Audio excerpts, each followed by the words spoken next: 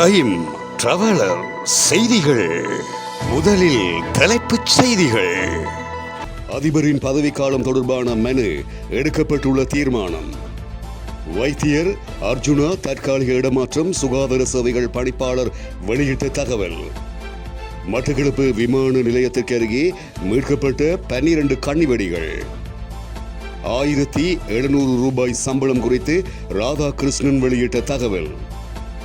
ஜனாதிபதியின் பதவிக்காலம் தொடர்பில் விரைவில் புதிய சட்டமூலம். ஜனாதிபதி தேர்தல் வேட்பாளர் தொடர்பில் தம்பிக்கை பெரேரா கருத்து.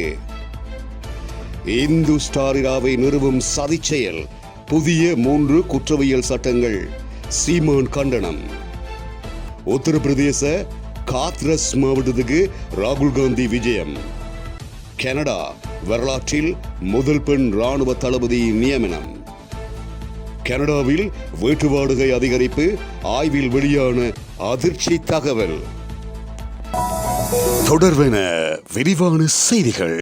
ஜனாதிபதியின் பதவிக்காலம் தொடர்பாக தெளிவூட்டுமாறு கோரி உயர் நீதிமன்றத்தில் தாக்கல் செய்யப்பட்ட அடிப்படை உரிமை மனுவை எதிர்வரும் 8ஆம் நாள் விசாரணைக்கு எடுத்துக்கொள்ள உயர் நீதிமன்றம் தீர்மானம் ஒன்றை மேற்கொண்டிருக்கின்றது. இதற்கமைய குறித்த மனுவை விசாரணை செய்வதற்கு 5 அடங்கிய நீதியரசர் குழுவை பிரதம நீதியரசர் ஜெயந்த ஜெயசூரிய நியமித்திருக்கின்றார். இதன் அடிப்படையில் பிரதம நீதியரசர் ஜெயந்த ஜெயசூரிய தலைமையில் நீதியரசர்களான விஜித் மலல்கொட, முர்து பெர்னாண்டோ, பிரதி பத்மசூரசேன மற்றும் துரைராஜா ஆகியோர் இந்த மனுவை விசாரணை செய்ய உள்ளனர். அதிபர் ரணில் விக்ரமசிங்கவின் பதவிக்காலம் குறித்து அரசியலமைப்பின் பிரகாரம் விளக்கமளிக்குமாறு கோரி உயர் நீதிமன்றத்தில் வழக்கு தாக்கல் செய்யப்பட்டுள்ளது. குறித்த மனு தொழிலதிபர் CD லெனாவாவினால் தாக்கல் செய்யப்பட்டுள்ளது. அடுத்த அதிபர் தேர்தல் திகதி குறித்து உயர் நீதிமன்றம் விளக்கமளிக்கும் வரை தற்போது நிர்ணயிக்கப்பட்டிருக்கின்ற காலப்பகுதியில் அதிபர் தேர்தலை நடத்துவதை தடுக்கும் வகையில் இடைக்கால உத்தரவு ஒன்றை பிறப்பிக்குமாறும் அந்த மனுவில் மேலும் கோரப்பட்டுள்ளது. தேர்தல்கள் ஆணைக்குழு, அதன் தலைவர் மற்றும் ஏனைய உறுப்பினர்கள் மற்றும் சட்டமா அதிபர் இதன் பிரதிவாதிகளாக பெயரிடப்பட்டுள்ளனர். வைத்தியர் அர்ஜுனா தற்காலிகமாக மாகாண சுகாதார சேவைகள் பணிமனைக்கு இடமாற்றம் செய்யப்பட்டு அவரின் பதவிக்கு வைத்தியர் ராஜீவை நியமித்திருக்கின்றோம் என வடக்கு மாகாண சுகாதார சேவைகள் பணிப்பாளர் குறிப்பிட்டிருக்கின்றார். அத்துடன் சாவகச்சேரி ஆதார வைத்தியசாலையில் புதிதாக அத்தியட்சகர் கடமைக்கு வந்த பின்னர் அங்கு பணிபுரிகின்றவர்களால் எனக்கு பல முறைப்பாடுகள் கிடைக்கப்பெற்றன என்றும் பணிப்பாளர் குறிப்பிட்டுள்ளார். குறித்த விடயத்தினை ஊடகவியலாளர் சந்திப்பின் போது அவர் கூறியுள்ளார். அவர் மேலும் ஊடகங்களுக்கு கருத்து தெரிவிக்கையில், நான் அங்கு 2 தடவைகள் சென்றிருக்கின்றேன். அங்குள்ள வைத்தியர்கள், தாதியர்கள் நன்றாக வேலை செய்கின்றனர். ஆனால் புதிதாக அத்தியட்சகர் கடமைக்கு வந்த பின்னர் அங்கு பணிபுரிகின்றவர்களால் எனக்கு பல முறைப்பாடுகள் கிடைக்கப்பெற்றன. அது தொடர்பில் அனைத்து உயர் அதிகாரிகளிடமும் தெரிவித்திருக்கின்றேன்.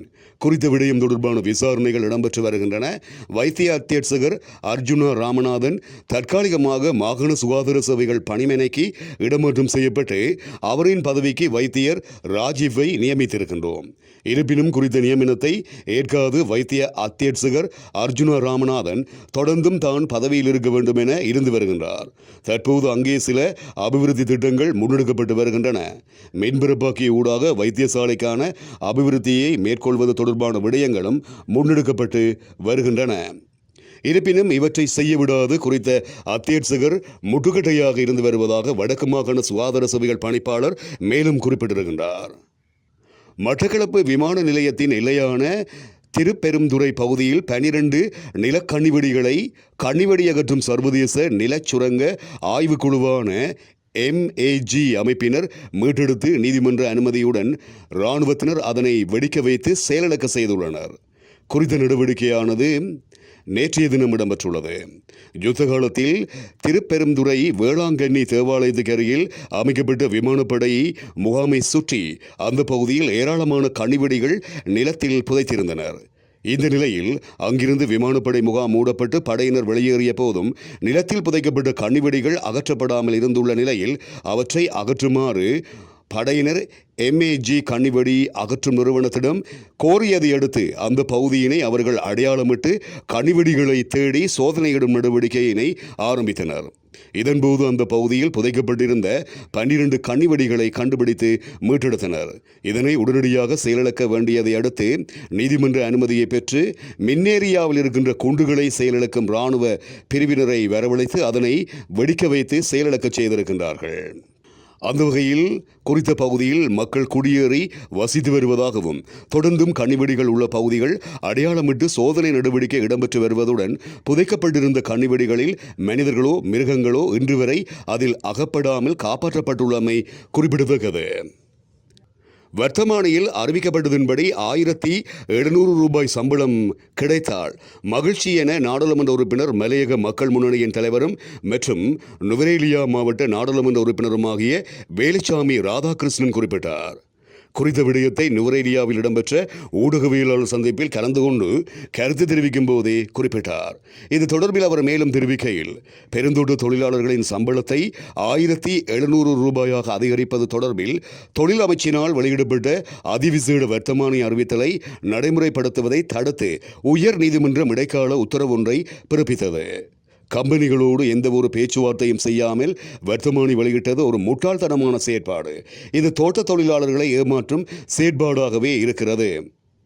இந்த சம்பள அதிகரிப்பு விவகாரத்துக்கு ஒரு முற்றுப்புள்ளி வைக்க வேண்டும் என்பதே எங்கள் அனைவரினதும் ஆசையாக இருக்கிறது எனவும் அவர் குறிப்பிட்டார். 19வது அரசியலமைப்பு திருத்தத்தில் ஜனாதிபதியின் பதவிக்காலம் தொடர்பான குழப்ப நிலை காணப்படுவதாகவும் அதனை ஆராயும் நோக்கில் அமைச்சரவையில் யோசனையொன்றை ஜனாதிபதி முன்வைத்திருப்பதாக ஐக்கிய தேசிய கட்சி அறிவித்திருக்கிறது. மதவாட்சியில் இடம்பெற்ற மக்கள் சந்திப்பில் கலந்து கொண்டிருந்த ஐக்கிய தேசிய கட்சியின் பொதுச் செயலாளர் பாலித ரங்கே பண்டார இவ்வாறு குறிப்பிட்டார். அவர் மேலும் தெரிவிக்கையில், 19வது அரசியலமைப்பு திருத்தத்தில் ஜனாதிபதியின் பதவிக்காலம் தொடர்பாக ஒரு இடத்தில் 5 ஆண்டுகள் என குறிப்பிடப்பட்டுள்ளது. அதேபோன்று 19வது அரசியலமைப்பு திருத்தத்தில் மற்றொரு இடத்தில் ஜனாதிபதியின் பதவிக்காலம் 6 ஆண்டுகள் என குறிப்பிடப்பட்டுள்ளது. இதனால் தற்போது குழப்ப நிலை ஏற்பட்டிருக்கிறது என அவர் குறிப்பிட்டிருக்கின்றார். இந்த நிலையில் கடந்த திங்கட்கிழமை அமைச்சரவையில் இது தொடர்பான யோசனை ஒன்றை ஜனாதிபதி முன்வைத்துள்ளார். விரைவில் இந்த விடயம் தொடர்பான சட்டமூலத்தை நாடாளுமன்றத்தில் கொண்டு வருவதற்கு எதிர்பார்த்திருக்கின்றோம் எனவும் அவர் குறிப்பிட்டிருக்கின்றார். ஸ்ரீலங்கா பொதுஜன பெரமுன ஜனாதிபதி தேர்தல் வேட்பாளராக தன்னை முன்னிறுத்துவதற்கு தீர்மானித்தால் அதற்கு தயார் என அந்த கட்சியின் நாடாளுமன்ற உறுப்பினர் தம்பிக்க பெரேரா இவ்வாறு குறிப்பிட்டிருக்கின்றார். ஸ்ரீலங்கா பொதுஜன பெரமுனவின் செயற்பாட்டு அலுவலகம் கொழும்பு 7 அமைந்துள்ள ரோஸ்மீட் பிரதேசத்தில் திறந்து வைத்து உரையாற்றும் போதே அவர் இவ்வாறு குறிப்பிட்டார். தற்போது நாட்டில் 44 வீதமானவர்கள் யாருக்கு வாக்களிக்க வேண்டும் என்பதை தீர்மானிக்கவில்லை எனவும் மேடைகளில் எவ்வளவு பெரிதாக பேசினாலும் பொருளாதாரத்தை எவ்வாறு அபிவிருத்தி செய்வது என்று எவரும் கூறுவதில்லை எனவும் அவர் கூறினார். தாம் மேடைக்கு வந்தால் பொருளாதாரத்தை மேம்படுத்தும் வேலைத்திட்டத்தை வெளிப்படுத்துவேன் என்றும் தெரிவித்த தம்பிக்க பெரேரா, ஜனாதிபதி தேர்தலுக்காக சில அரசியல் கட்சிகள் 2 வருடங்களாக பிரச்சாரம் செய்து வருகிறது எனவும் அவர் குறிப்பிட்டார். மேலும் எவரேனும் ஜனாதிபதி தேர்தலில் போட்டியிட்டால் எதிர்வரும் 90 நாட்களில் பொருளாதாரத்தை எவ்வாறு கட்டியெழுப்புவதென்று கூற வேண்டும் எனவும் தம்பிக்க பெரேரா இதன்போது மேலும் குறிப்பிட்டார். நாம் தமிழர் கட்சி தலைமை ஒருங்கிணைப்பாளர் சீமான் புதிய 3 குற்றவியல் சட்டங்களை குறித்து சமூக வலைதள கண்டன பதிவொன்றை வெளியிட்டிருக்கின்றார்.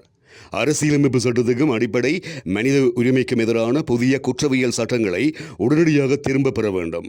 அடிப்படை மனித உரிமையை மறுத்து மக்களாட்சி முறைமையை குழி தோண்டி புதைக்கும் வகையில் புதிய குற்றவியல் சட்டங்களை இந்திய ஒன்றியத்தை ஆளும் பாசிச பாரதிய ஜனதா கட்சி அரசாங்கம் நடைமுறைப்படுத்தியுள்ளது வன்மையான கண்டனத்துக்குரியது. இந்த விடயம் சட்டத்தையும் ஜனநாயகத்தையும் பாழாக்க போராடும் சட்ட வல்லுநர்கள் மற்றும் சமூக ஆர்வலர்களின் கடும் எதிர்ப்பினையும் மீறி நாட்டு மக்கள் மீது திணிக்கப்பட்டுள்ள புதிய குற்றவியல் சட்டங்கள் கடுமையான உச்சமாகும்.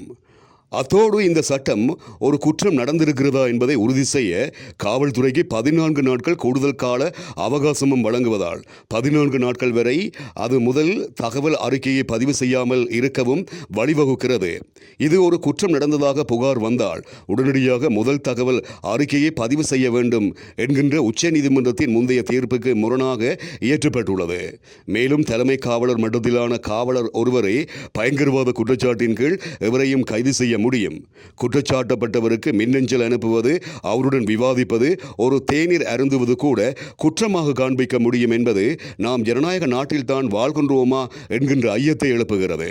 எதிர்காலத்தில் பயங்கரவாதிகள் குடும்பத்தை சார்ந்தவர்கள் என்கின்ற ஒற்றை காரணத்துக்காகவே பலரும் இக்கொடும் சட்டப்பிரிவை பயன்படுத்தி கொடுமைகளுக்கு ஆளாக்கப்படலாம். ஆகவே அரசியலமைப்பு சட்டத்துக்கும் அடிப்படை மனித உரிமைக்கும் எதிரான புதிய குற்றவியல் சட்டங்களை இந்திய ஒன்றியத்தை ஆளும் பாரதிய ஜனதா கட்சி அரசாங்கம் உடனடியாக திரும்பப் பெற வேண்டும் என நாம் தமிழர் கட்சி சார்பாக வலியுறுத்துகின்றேன் எனவும் சீமான் குறிப்பிட்டிருக்கின்றார். உத்தரப்பிரதேச மாநிலம் ஹாத்ரஸ் மாவட்டத்திற்கு மக்களவை எதிர்க்கட்சித் தலைவர் ராகுல் காந்தி விஜயம் செய்துள்ளார். உத்தரப்பிரதேச மாநிலம் ஹாத்ரஸ் மாவட்டத்தில் இடம்பெற்ற பிரச்சார கூட்டத்தில் ஏற்பட்ட கூட்ட நெரிசலில் சிக்கி இதுவரை 121 பேர் மரணமடைந்திருக்கின்ற நிலையில் அவர் அங்கு விஜயம் செய்துள்ளார். இந்த சூழலில் இதனால் பாதிக்கப்பட்ட மக்கள் மற்றும் குடும்பத்தினரை மக்களவை எதிர்க்கட்சித் தலைவர் ராகுல் காந்தி நேரில் சந்தித்து இது தொடர்பில் கேட்டறிந்து வருகின்றார். இதேவேளை கடந்த செவ்வாய்க்கிழமை அன்று ஹத்ராஸ் மாவட்டத்தின் சிக்கந்தராஃப் தாலுகாவின் முதல்கடி கிராமத்தில் போலோ பாபா சாமியாரின் பிரச்சார கூட்டத்தில் கூட்ட நெரிசல் ஏற்பட்டு 121 பேர் மரணமடைந்த நிலையில் காயமடைந்தவர்கள் சிகிச்சை பெற்று வருகின்றனர். மேலும் இந்த சம்பவம் தொடர்பாக இதுவரை சுமார் 6 பேர் கைது செய்யப்பட்டிருக்கின்றமை குறிப்பிடத்தக்கது. கனடாவின் முதல் பெண் இராணுவ தளபதியாக ஜென்னி கேரிங்கன் நியமிக்கப்பட்டிருப்பதாக தகவல்கள் வெளியாகியுள்ளது. வட அமெரிக்க நாடான கனடாவில் உயர் பதவிகளில் ஆண் அதிகாரிகளே இருக்கின்றார்கள். பிரதமர் ஜஸ்டின் ட்ரூடோ ஆண் பெண் சமத்துவத்தை வலியுறுத்த வேண்டி நாட்டின் உயரிய பாதுகாப்பு அமைப்பான இராணுவ தளபதியாக ஜென்னி அவர்களை பிரதமர் நியமித்திருக்கின்றார். 40 வருட சேவைக்கு பிறகு ஓய்வு பெறும் மூத்த இராணுவ அதிகாரிகளில் ஒருவரான ஜெனரல் வெய்ன் ஐருக்கு பதிலாக லெப்டினன்ட் ஜெனரல் கேரிங்கன் நியமிக்கப்பட்டுள்ளார். இவர் இராணுவத்தில் பல்வேறு பதவிகளை பொறுப்பேற்று வந்த நிலையில் தலைமை தளபதியாக நியமனம் செய்யப்பட்டுள்ளார். கனடிய போர் அருங்காட்சியகத்தில் ஜூலை 18ஆம் நாள் நடைபெறவிருக்கும் கட்டளை மாற்ற விழாவில் இவர் அதிகாரப்பூர்வமாக தனது கடமைகளை பொறுப்பேற்க இருக்கின்றார். கனடாவில் வீட்டு வாடகை அதிகரித்து செல்வதாக சுட்டிக்காட்டப்பட்டிருக்கிறது. இந்த நிலையில் புதிதாக புலம்பெயர்ந்தவர்களில் பலர் வேறொரு மாகாணத்துக்கு செல்வது அல்லது நாட்டை விட்டு வெளியேறுவது குறித்து திட்டமிட்டு வருவதாகவும் தெரிவிக்கப்படுகிறது. குறித்த தகவலானது ஆய்வொன்றிலே சுட்டிக்காட்டப்பட்டிருக்கிறது. குறித்த கணிப்பின்படி கனடாவின் உயர் வீட்டு வாடகை காரணமாக கனடியர்களில் 28% வேறொரு மாகாணத்துக்கு செல்வது குறித்து தீவிரமாக திட்டமிட்டு வருவதாக தெரிவிக்கப்படுகிறது. அத்தோடு 18% ஆல்பர்டாவுக்கு செல்ல திட்டமிட்டு வரும் நிலையில் நாட்டை விட்டு வெளியேறவும் சிலர் திட்டமிட்டு வருவதாகவும் செய்திகள் தெரிவிக்கின்றன. நாட்டில் 16% பேருக்கு மட்டுமே சொந்த வீடு இருக்கும் நிலையில் வீடு வாங்குவது அங்கு பிரச்சனையாக இருந்தது போக இப்போது வீட்டு வாடகை கொடுப்பதே கடினமாக மாறியுள்ளது. இந்த நிலையில் புதிதாக புலம்பெயர்ந்தவர்களில் சுமார் 40% பேர் உயர் வீட்டு வாடகை காரணமாக நாட்டை விட்டு வெளியேறுவது குறித்து திட்டமிட்டு வருவதாகவும் அந்த ஆய்வின் முடிவுகள் செய்திகளை வெளியிடுகின்றன. இத்துடன் டைம் டிராவலர் செய்திகள் நிறைவடைகின்றன.